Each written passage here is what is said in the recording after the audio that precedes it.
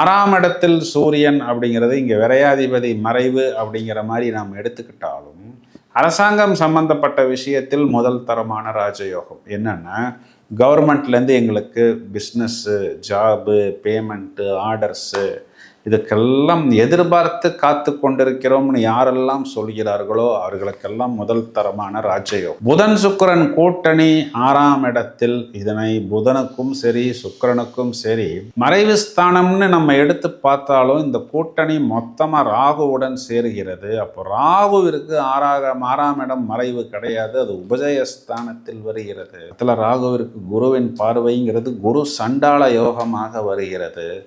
இப்போது இவங்களுக்கு ஒரு முதல் தரமான ராஜயோகம்னு சொல்லலாம். குறிப்பாக ஜாபு, வெளிநாட்டு தொடர்பு.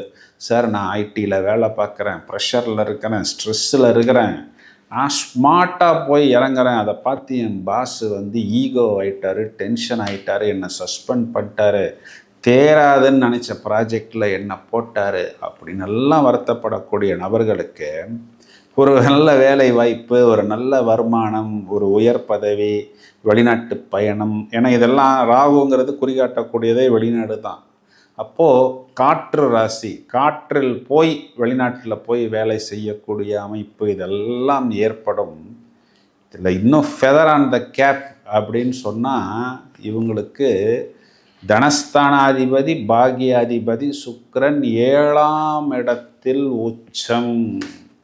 இது பஞ்ச மகா புருஷ யோகத்தில் வரக்கூடிய மாளவிக யோகம்.